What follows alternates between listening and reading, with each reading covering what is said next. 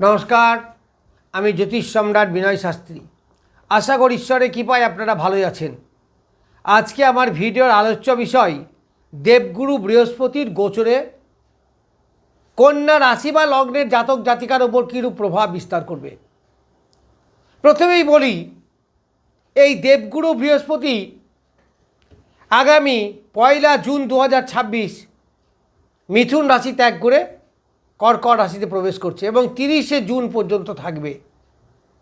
এই কন্যা রাশি বা লগ্নের একাদশে বৃহস্পতি। আমাদের একটা কথা আছে না, একাদশে বৃহস্পতি মানে সুসময়। তাহলে আপনাদের সুসময় কিসের সুসময়? না, এই বৃহস্পতি যে যে জিনিসগুলো কন্যা রাশি বা লগ্নকে দিতে পারে সেইগুলো সুসময়। তাহলে কন্যা রাশি বা লগ্ন সাপেক্ষে দেবগুরু বৃহস্পতি হচ্ছে চতুর্থপতি এবং সপ্তমপতি। সে বসছে কোথায়? একাদশে। তাহলে একাদশে মানে সুসময়, সফলতার জায়গা, সাকসেস। তা চতুর্থ থেকে আমরা কি কি বিচার করি সেইগুলো শুভ ফল। তা চতুর্থ থেকে আমরা যেগুলো বিচার করি প্রথমেই হচ্ছে এডুকেশন। তা যারা স্টুডেন্ট তাদের এডুকেশনের চরমভাবে উন্নতি হবে, বিশেষ করে হায়ার সেকেন্ডারি লেভেল অবধি, মাধ্যমিক, হায়ার সেকেন্ডারি, এই ধরনের স্টুডেন্টগুলো, এদের পড়াশোনার অ্যাটেনশন বৃদ্ধি হবে, এদের রেজাল্ট ভালো হবে। এই সময় পড়াশুনো, ভালো টিউটর, এইগুলো আপনারা পাবেন। এবং পড়াশোনার সব থেকে বড়ো যেটা, সেটা হচ্ছে মনোযোগ, যেগুলো ছাত্ররা বেশিরভাগই ডাইভার্ট হয়ে যায়, সেইগুলো পাবেন। এই চতুর্থ থেকে মাতৃদেবীর বিচার করা হয়। তাহলে চতুর্থ পদে যদি একাদশে থাকে তাহলে মাতৃদেবীর শরীর স্বাস্থ্য ভালো থাকবে, মাতৃদেবীর কাছ থেকে উপকার, বা মাতৃস্থানীয় কোনো মহিলার কাছ থেকেও আপনি উপকার পেতে পারেন। ব্যবসা ক্ষেত্রে বা চাকরি ক্ষেত্রে আপনারা তাদের কাছ থেকে ডেভেলপ পাবেন যদি মাতৃস্থানীয় হয়। এই চতুর্থ স্থান থেকে আমাদের বাড়ি, গাড়ি, ভূ সম্পত্তি, জমি জায়গা, এইগুলো বিচার করা হয়। তাহলে এই সময় যারা বাড়ি ক্রয় করতে চাইছেন ক্রয় করতে পারবেন, গাড়ি ক্রয় করতে চাইছেন ক্রয় করতে পারবেন, বা বাড়ি বা জমি, বাড়ি করার জন্য জমি, এইগুলো ক্রয় করতে পারবেন। দারুণ সুযোগ, একাদশে সফল হবেই। তা যাদের কেনার মানসিকতা আছে বা কিনতে চাইছেন এই পিরিয়ডের মধ্যে কিনবেন, তাতে দেখবেন আপনার অনেক সুবিধা হবে, সহজেই যোগাযোগ হবে, দামে আপনি ঠকবেন না। সুতরাং আপনার ডিজায়ার ফুলফিল হবে। আমাদের আশা আকাঙ্ক্ষা পরিপূর্ণ হওয়ার ঘর হচ্ছে একাদশ ঘর। তা সেই ঘরে যদি বৃহস্পতির মতো একটা গ্রহ থাকে যে অর্থকে কন্ট্রোল করে, যে বিদ্যা, বুদ্ধি, জ্ঞান, জ্ঞানের গভীরতা, সন্তান, এইগুলোকে ইন্ডিকেট করে, তো সেইগুলো সব জায়গা থেকে আপনি সফল হবেন। এই চতুর্থ থেকে আরেকটা বড় জিনিস, যা মনের বিচার করা হয়, আমাদের মনটা কেমন থাকবে। তাহলে এই সময় আপনার মন মেজাজ ভালো থাকবে। তাহলে মন মেজাজ যদি ভালো থাকতে হয় তাহলে আপনার আশা নিশ্চয়ই পরিপূর্ণ হতে হবে, নাহলে মন মেজাজ ভালো থাকবে কী করে। সুতরাং আপনার আশা আকাঙ্ক্ষা এইগুলো পরিপূর্ণ হবে, অবশ্যই হবে। অবশ্যই কথা বলার আগে একটু ভাবতে হবে যে আপনার ছকে, আপনার জন্মছকে দেবগুরু বৃহস্পতি কি বলবান অবস্থায় আছেন নাকি পীড়িত, তার উপরে অনেকটা নির্ভর করবে আমাদের এই গোচর ফল। আবার আপনার কোন গ্রহের দশা চলছে সেটাও কিন্তু নির্ভর করবে। যদি আপনার বৃহস্পতির বিরুদ্ধ কোনো গ্রহের দশা চলে তাহলে একটু সমস্যা আসবে, অতটা ভালো মিলবে না। যদি বৃহস্পতিরই দশা চলে তাহলে তো সোনাই সোহাগা। তো যাই হোক, এই চতুর্থ থেকে আমাদের কর্মের স্থায়িত্ব বিচার করা হয়। চতুর্থ হচ্ছে স্টেবিলিটি। তাহলে আপনার যে কর্ম করছেন সেই কর্মের স্টেবিলিটি কতটা, বা লগ্নের স্টেবিলিটি, এটাও বলতে পারেন। কারণ লগ্ন মানে জাতক, অথবা জাতকের স্টেবিলিটি অনেক অনেক বেশি বৃদ্ধি পাবে। এই যে চতুর্থ থেকে বাস্তু দোষে বিচার করা হয়।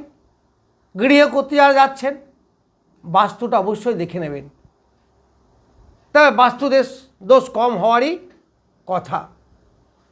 এইবার সপ্তমপতি বৃহস্পতি, তার সপ্তম থেকে মূলত আমাদের দাম্পত্য জীবনের বিচার করা হয়।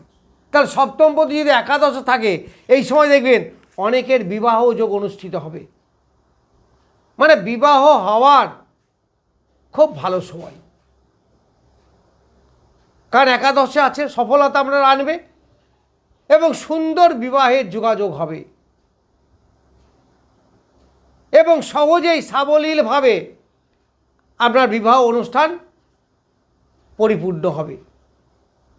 সপ্তম থেকে আমরা ব্যবসার বিচার করি, তাহলে ব্যবসায় আপনার ডেভেলপ হবে। সপ্তমপতি যদি একাদশে থাকে তাহলে কী হবে, আপনার ব্যবসার ডেভেলপমেন্ট নিশ্চিত হবে।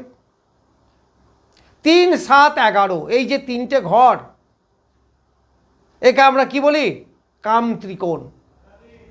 তাহলে কাম ত্রিকোণ যদি হয় তাহলে এই কাম ত্রিকোণ মানে কামনা বাসনা, এই কামনা বাসনা আপনার পরিপূর্ণ হবে।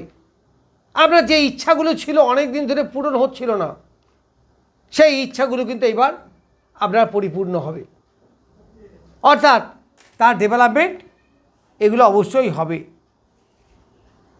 আবার রিলেশন, পরিচিতি, বিভিন্ন লোকের সঙ্গে পরিচিতি লাভ করা, তাদের মাধ্যমে উপকৃত হওয়া, এইগুলো আপনারা এই সময় পাবেন।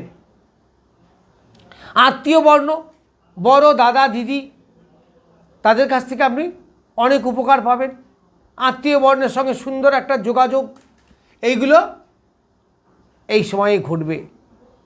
সবথেকে বড় কথা হচ্ছে একাদশ হচ্ছে আমাদের সাকসেসের ঘর।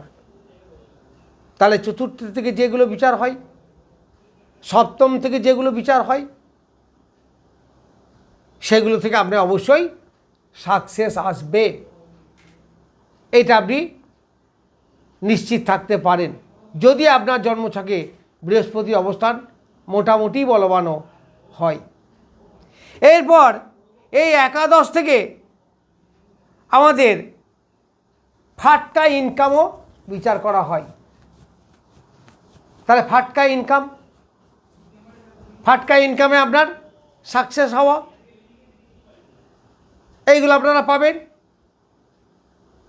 অর্থকারী গ্রহ হচ্ছে বৃহস্পতি, তাহলে একাদশে বসে থাকলে আপনার এই সময়ে অর্থের ডেভেলপমেন্ট প্রচুরভাবে হবে, অর্থাৎ দারুণভাবে আপনি চাকরি হোক আর ব্যবসায় হোক অর্থ কিন্তু এনিহাও আসবে, দেখবেন মিলিয়ে নেবেন।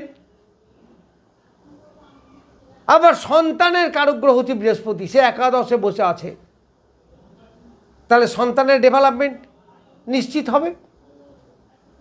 প্রেম প্রীতির গ্রহ বলা যায় এই বৃহস্পতিকে, যা প্রেমের সাফল্য এইগুলো আপনি পাবেন। একাদশ জায়গাটাই হচ্ছে আমাদের লক্ষ্মীর জায়গা, যাকে মূলত বলা হয় হাউস অফ ডিজায়ার। এখান থেকে পরিবর্তনেরও বিচার করা হয়, ফলে জীবনের আমূল একটা পরিবর্তন, এবং সেই পরিবর্তনটা অবশ্যই উন্নতিমূলক পরিবর্তন, এগুলো আপনারা দেখতে পাবেন এই সময়ের মধ্যে ঘটবে। যাই হোক, আমি কন্যা রাশি বা লগ্নের জাতক জাতিকাদের উপর তুঙ্গস্থ বৃহস্পতির প্রভাব সম্বন্ধে কিছু বললাম। নমস্কার, আজ এ পর্যন্তই।